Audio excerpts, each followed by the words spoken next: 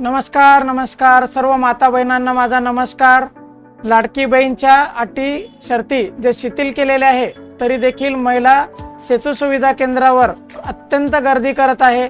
त्यासाठी जे आपल्याला काही प्रश्न पडलेले असतील त्याचे काही उत्तर देण्याचा प्रयत्न या व्हिडिओमध्ये करणार आहे। ठीक आहे, तर आपण कुठल्याही प्रकारची काळजी करू नये, आपला फॉर्म भरलाच जाणार आहे। याच्यासाठी शासनाने ॲप देखील बनवलेली आहे। आपले जे कागदपत्र आपल्याकडे नसतील किंवा आपल्याला जे काही कागदपत्र इथे शिथिल केलेले आहेत की आपल्याला याच्याऐवजी हा कागद चालतो किंवा आपल्याला समजा डोमिसाईल नसलं तर काय करता येईल, या संपूर्ण आपल्याला पडलेल्या प्रश्नांची उत्तरं व्हिडिओमध्ये शोधण्याचा प्रयत्न करणार आहोत। ठीक आहे, तर आपण आजपर्यंत माझ्या चॅनलला सबस्क्राईब केला नसेल तर सबस्क्राईब करा, जेणेकरून आपल्यापर्यंत अशा प्रकारची योग्य माहिती मिळत राहील। तर चला चालूया आपल्या व्हिडिओमध्ये।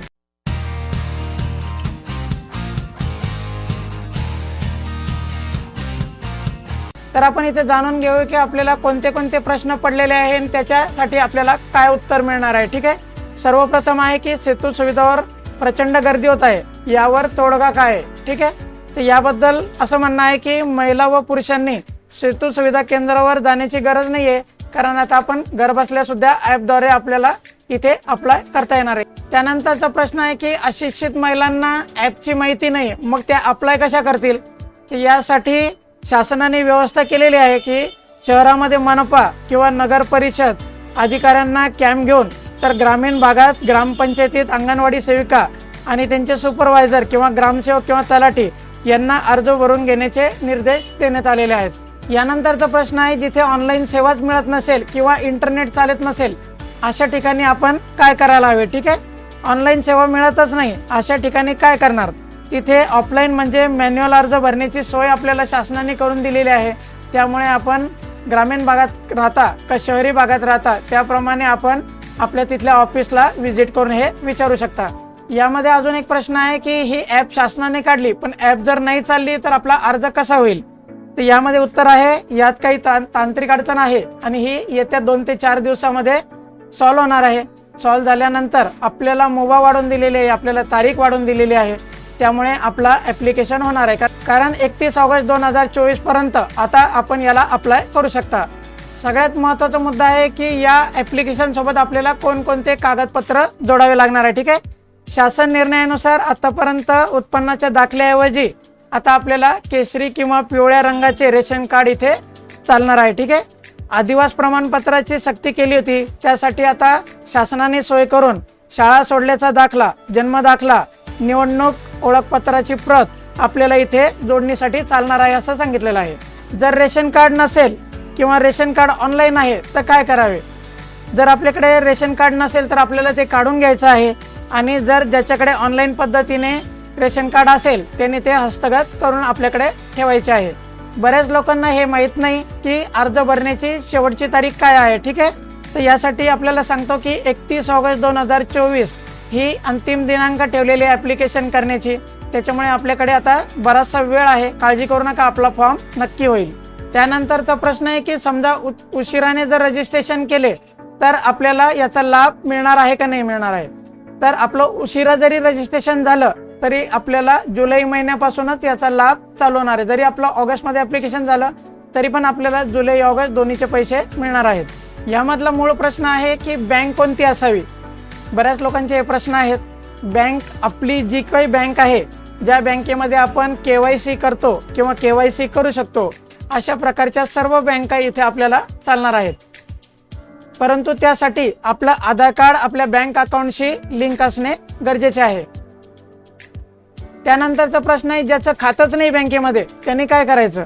तर त्याचं उत्तर आहे की बँकेत ज्याचं खातं नाही आहे त्यांच्यासाठी 0 बॅलन्सवर अकाउंट उघडण्याची मुभा शासनाने केलेली आहे आणि तसे निर्देश देखील बँकेला दिलेले आहेत। तर आपण जाऊन याची चौकशी करा, आपल्याला नक्की याची माहिती मिळून जाईल। याचा लाभ घेण्यासाठी उत्पन्नाची अट किती आहे असा बऱ्याच लोकांचा प्रश्न आहे। बऱ्याच लोकांना याच्याबद्दल माहिती नाही। तर इथे याचं उत्तर असं आहे की 2.5 लाखपर्यंत आपलं उत्पन्न जर असेल तरच आपण याला अप्लाय करू शकता। याच्यापेक्षा जर जास्त आपलं उत्पन्न असेल तर आपण याला अपात्र ठरणार आहात। यामध्ये पुढचा प्रश्न असा आहे की पतीचं उत्पन्न ग्राह्य धरलं जाईल की पत्नीचं उत्पन्न ग्राह्य धरलं जाईल। तर याचं उत्तर आहे की कुटुंबाचं उत्पन्न ग्राह्य धरलं जाणार आहे।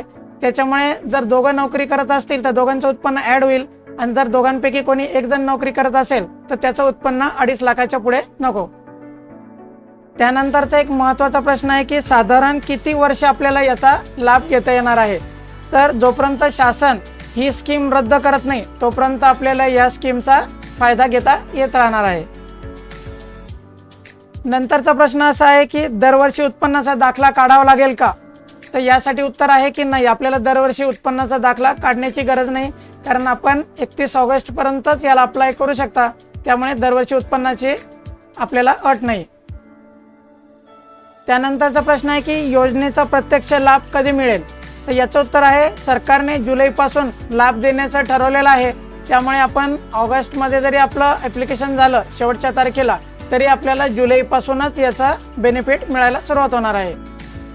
त्यानंतर महत्त्वाचा प्रश्न आहे की एका घरातून किती महिलांना लाभ घेता येईल.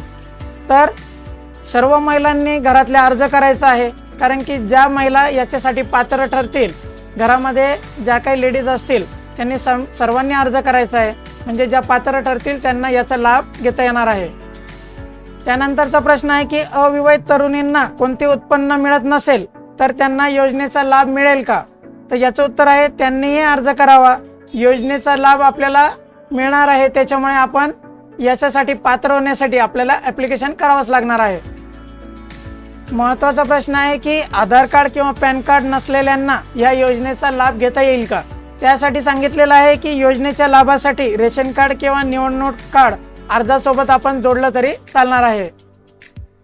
त्यानंतर काही महिलांची अडचण आहे. त्यांचा असा प्रश्न आहे की कुटुंब विभक्त आहे, मात्र रेशन कार्ड सर्वांचे एकच आहे, तर किती महिलांना लाभ मिळेल.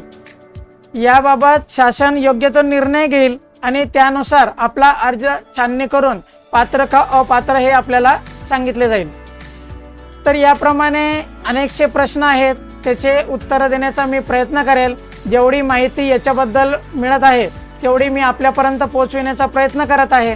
जर आपण आजपर्यंत माझ्या चॅनलला सबस्क्राईब केलेलं नसेल तर सबस्क्राईब करा, जेणेकरून आपल्यापर्यंत अशा प्रकारची योग्य आणि अचूक माहिती मिळत राहील. धन्यवाद.